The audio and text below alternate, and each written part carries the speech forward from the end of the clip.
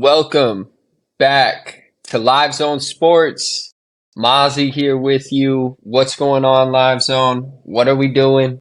It's going. We got a live five list. We got two live five lists this week, so you guys better be hyped for it. The first one that we have is top five NFL quarterbacks in the league right now. Mozzie, give it to me. Who are your top five guys? Yeah, so right now, looking at everything that I've seen going on in the league, it's been an up and down year. A lot of people not playing all the games.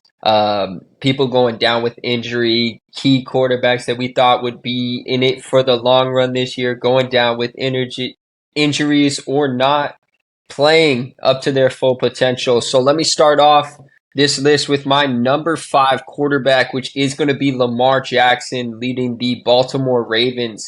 I do think he sneaks in as a top 5 quarterback. 16 touchdowns, 6 interceptions. Low interceptions, but lower touchdowns than I'd like to see. I think if the quarterbacks above him on this list were on this Baltimore Ravens team, I think they would have more passing touchdowns in this system, but also you need to look at Lamar bringing his legs to the table. Quite a few rushing touchdowns on the year with his legs and being able to escape brings him into the top 5 for me. Not to mention the 10-3 record for the Baltimore Ravens, looking like they might be able to wrap up their division here pretty quick and lock in a good playoff seed, maybe some home field, possibly a bye. Moving forward, I do have Jalen Hurts at my number 4. He's dropped on my radar. At the beginning of the year, I thought Jalen Hurts was maybe even number 1 for me. With the way things have been going in his production wise, he's consistently dropped down this list for me. I still think he's definitely a top 5 quarterback. A quarterback I want to run my team, lead my offense, and be the main guy on my team. No doubt about it. Love his work ethic. Love his stances at the podium. Love him on and off the field. Everything he does and brings to the table. Thinking maybe he's a little worn out or beaten down a little from all the going after it he's been doing and winning all these games over these past couple years. Maybe it's catching up to him a little bit. Hopefully he can stick around, leading the Eagles to 10-3, leading the league again. So he's still in the top 5. Hopefully he can stick around, stay healthy the whole season. Maybe even get that bye for much needed rest going into the postseason. Moving up that list, I do have Patrick Mahomes in my number 3 for the Kansas City Chiefs as the third best NFL quarterback in the league right now. Reason being, his receivers are not good. They don't catch passes for him. If he had receivers that catch passes for him, I think we're looking at a very different record for the Kansas City Chiefs this year. I don't think it's because of the balls that Patrick Mahomes is throwing. I don't think it's because of the offense that he's running. I don't think it's because the plays that are being made. I think it's merely because of the lack of catches and hands on the team for the Kansas City Chiefs. Jason Kelce and Pacheco can't do everything, and Mahomes needs to be able to throw it to somebody down the field. He's still a quarterback that I go into any Sunday and I see Patrick Mahomes on the other side. You can't count him out. There's no reason. Same reason you love Josh Allen on the Bills. You can't count Josh Allen out any Sunday, but the Bills suck. Okay? So, bottom line, that's the same deal with Patrick Mahomes. And end of the day, I trust Patrick Mahomes a little more than Josh Allen based on the head-to-heads myself. So, that's why he's in the 3 slot, still able to beat 90% of this league on any given Sunday, regardless of how his team looks. Moving to number 2, this one's going to get a little wild for some people. Some people might lose their head on this one. I'm going to do it. I'm in the Bay. I'm out here in San Fran. Who am I going to throw at number 2 right now? San Francisco 49ers quarterback Brock Purdy right now. You know, I'll be the first one to say it. I said that he was a system quarterback. This is a system team, and anybody can win at quarterback.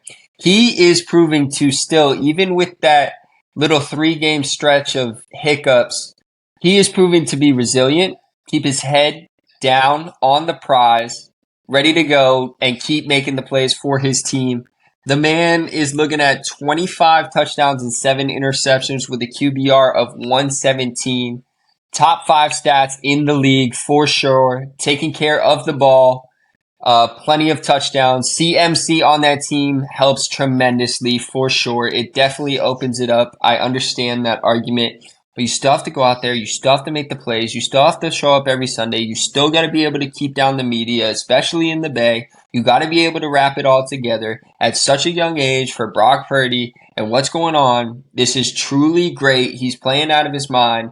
And if he's not playing out of his mind, he's playing good. But if he plays out of his mind, that just makes San Francisco that much more dangerous. This man can easily throw 2 touchdowns a game and make San Francisco a winning team. Imagine if he could elevate it to the 4 touchdown games that we see from some of these studs in the NFL. It's a cakewalk for San Francisco if he can do that. Finally, number 1. It's clear cut. If you think otherwise, you haven't been watching football. It's Dak Prescott. It's Dak. 28 touchdowns, 6 interceptions on the year. Cowboys are scoring 30 plus easy. It's a first sure bet if they're at home. It's almost a first sure bet if they're on the road too. It's truly awesome to watch this offense. Dak is throwing in all the calls, looking like classic Peyton Manning out there doing the Omaha on the Broncos, but he's doing the here we go, yeah. And it's hyping me up when I'm watching the game. They look great. They just beat the buckles off the Eagles. Dak said he could have put up 50 if he played to his true potential. I believe that for sure. They got waxed by the 49ers. Yes, they did. I don't know if they were ready for how personal the 49ers were taking that game. So I think now when Dallas sees the 49ers, it's going to be personal on both sides, and we're really in for a classic one. But that'll be the game that decides a lot of things in the playoff picture for me. And I think Dak Prescott is really coming into it in his 8th season. I can't say enough good things about him. I'm happy for him. Always liked him. And I hope he gets through, makes it deep in the playoffs. All right. What a list. You're not gonna like my list. The fact that you have Dak Prescott and Brock Purdy as your top 2 is blasphemy to me. All right. So we're gonna go down the line. I do have 2 guys that I do want to put on the list as honorable mentions. At my 7th spot, I do have Josh Allen. Like you said, you can't not put him there. You know what I mean? But he's not in my top 5. He didn't crack top 5. Brock Purdy is my number 6. All right. So there's my 2 honorable mentions. My 5, I do agree with your number 5. I am going to put Lamar Jackson at number 5, even though he's a running back, not a quarterback in my eyes. But, he is having a great season, 10-3 record, going to lock up his division if he wins next week or the week after that. I think that, Lamar is top 5. All right. Number 4, give me that rookie. Give me CJ Stroud. All right. CJ Stroud, I know he just got hurt, but he's putting up MVP numbers in his rookie year. If you get that man a defense on the other side, that man goes far in the playoffs. And the whole reason is because of that quarterback named CJ Stroud. All right. Then after that, my number 3. Here we go. My number 3 is Matthew Stafford. Matthew Stafford, he's quiet, but look at what he's doing. He has Puka Nacua over 1,000 yards as a rookie. All right. He has Cooper Kupp looking like the old Cooper Kupp after a huge injury. He has Kyron Williams, another 5th-round draft pick. Look at what he just did last week with Allen when Higbee was out. He has options. He's quiet. He's good. He's going to have another Super Bowl in the next few years if the Rams keep on acting the way they do. but that's my number 3 is the LA Rams quarterback. Give me Matthew Stafford. My number 2, come on now, Jalen Hurts. How is he not in your top 2? He is at a 10-3 record, and the only reason why they're 10-3 is because he got hurt for 2 of those games. He is, without a shout in the doubt, the second best quarterback in the league right now. And my number 1, I can't believe you had him at number 3. It's crazy to me that you had him at number 3 because he is number 1. Give me Patrick Mahomes. Patrick Mahomes is a guy that you need on your list at number 1. He is this generation's quote unquote Tom Brady, and I see him being one of the greats, if not the second best greatest quarterback of all time. I do like your pick with Dak Prescott, but for me, it's too early to tell where he's at. For me, it's too early because we have this cycle for the Dallas Cowboys, all right? We have this cycle. They beat down on teams that have a bad record. Then after that, the fans get too hyped. Then after that, it's our year, and then they lose in the playoffs in the second round or in the first round. So if they can make it past the second round, Dak Prescott will be on my top 5 list. I just don't know where to rank him yet. Yeah, I disagree with that completely because we're talking about right now. He has nothing to prove right now because we're not in the postseason right now. If we're talking best quarterbacks right now through the NFL season, it's Dak above and beyond. It's not even, you can't, the fact that you don't even have him in your top 8, top 7, you had 5 and then 2 honorable mentions and Dak didn't make it in that. That's a wild statement. I just He's don't. 10-3. You put a Houston Texas teams that's what 7-6, 6-7 above the 10-3. Like even close, not even close. If you look at CJ Stroud and what he's doing right now, all right, when he was on the field in his rookie year, I'm sorry, he had stuff. You think? All right, we're gonna have to see. Looks like we'll be ending it there. That's the Live Zones Live 5. I'm Mozzie. He's Live Zone. What do we have to say on the way out? Just be looking out for the Live 5 list for the basketball side this week because we got 2 heading to you. So stay tuned for that and let us know what you think about our picks.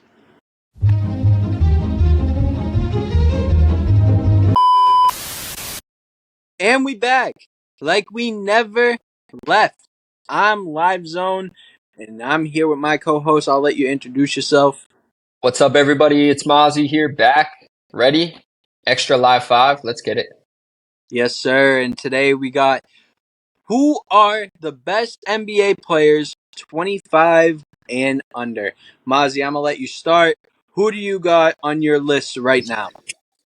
Yeah, so right now I got a fun little list I think here of different positions, different people going on. The best 5 that I think that are 25 and under. I'm gonna start with number 5. I'm gonna go with a younger guy who's really shown up in this in-season tournament here in this past couple weeks, and that's Tyrese Halliburton.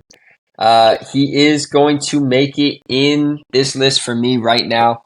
I mean, dude's playing out of his mind this year so far. 26 points, 4 boards, 12 assists average on the year. The 12 assists, averaging a double-double right now in the games. It's pretty crazy.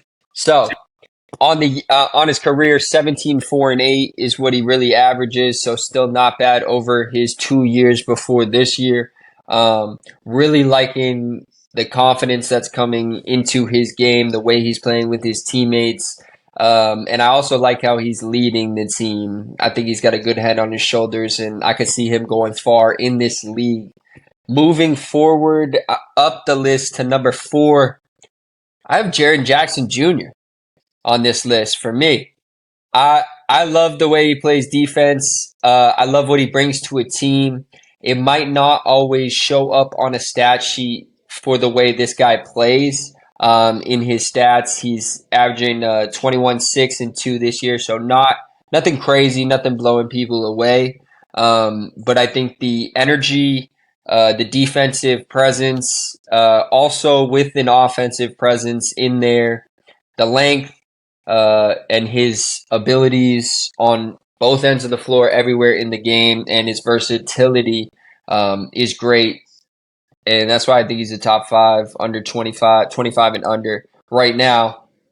Moving forward, I'm going to move over to Minnesota and talk about Anthony Edwards. All right, love this guy. Love his energy. Love the way he plays. Love his intensity, and I love that he knows when to get under the skin of other players and get his team fired up.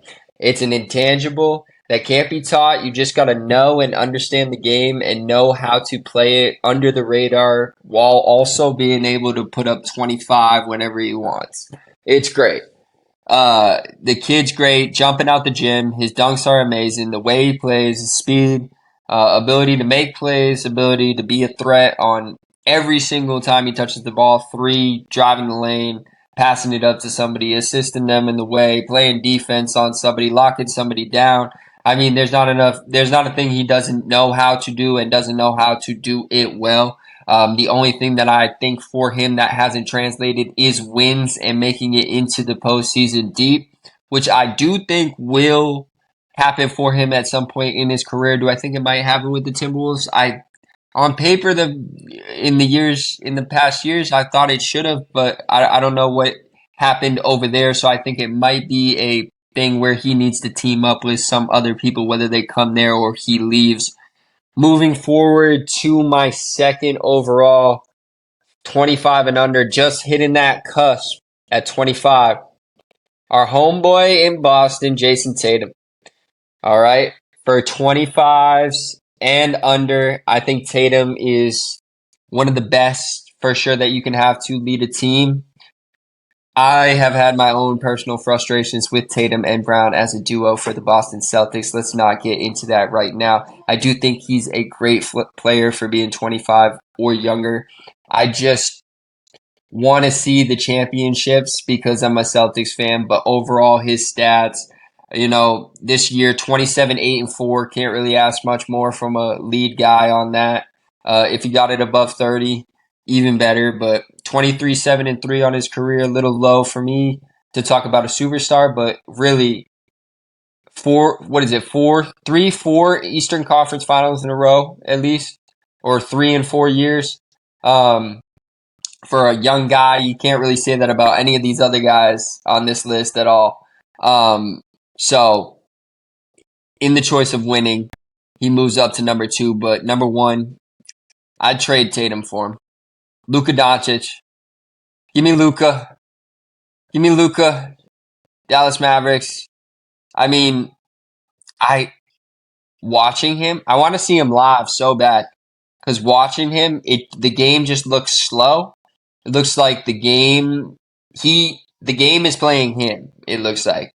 He's in complete control. He could stop any play on a dime. He can make any wild shot. He can make anything happen on the court. It's free will, and yet he moves at the speed of Jokic, and it's crazy. It's shocking. It's unbelievable. It's majestic. It's wild. It's great. It's unbelievable. It's something we never see.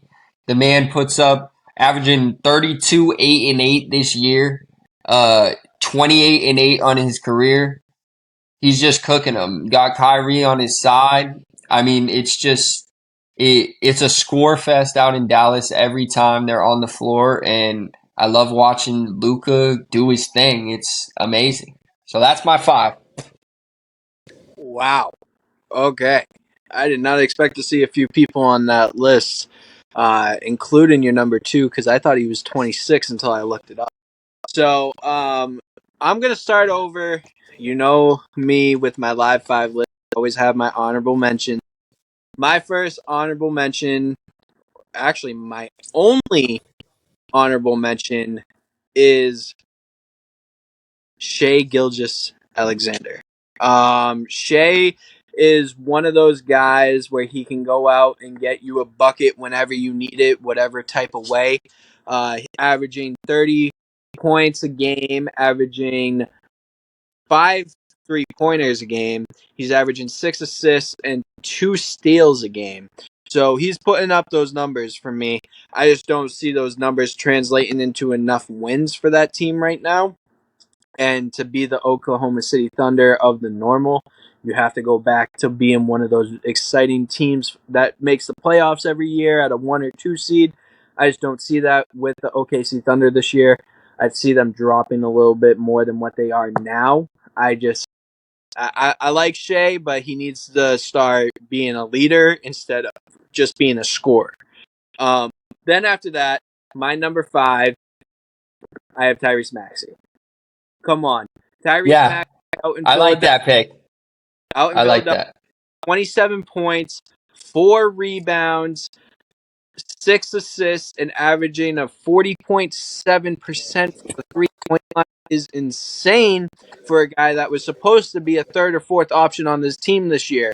That is now the second, sometimes the first option on this team. So hands off to Tyrese Maxey. I'm watching, I'm listening, I like what I'm seeing, and Tyrese Maxey is a bona fide star in the league coming up in the next few years. My number 4, I have Anthony Edwards, like you said. Same reason with Shea, but he's putting up a little bit better overall numbers and a little bit more wins. They're at a 2 seed this year right now. So I like where Minnesota's heading in the direction of Anthony Edwards. He's really doing his thing on the defensive side too. Averaging 0.5 blocks a game for a shooting guard is insane to me. And then after that, having 1.2 steals a game. He's then averaging 4 assists, 5 rebounds, and 24 points this year. He's been doing better and better and better and better every single year that he's been in the league. So why not put him in this list? It's crazy to not put him in the list. He is one of the guys that I want on my team. And honestly, like you said, how we're trading people for other people on the Boston Celtics, I would be trading Jaylen Brown for him any single day of Yes, preach the it, any preach day. it. Take the All right. 300 million, bro. Take it off. Take it off. My number 3 then comes up. I'm sorry, this is crazy that you said this. I'm not putting him at number 1. Give me Luka at number 3. All right. The reason why I have Luka at number 3 is because yes, he is a star. Yes, he can get a bucket wherever you want him to get it.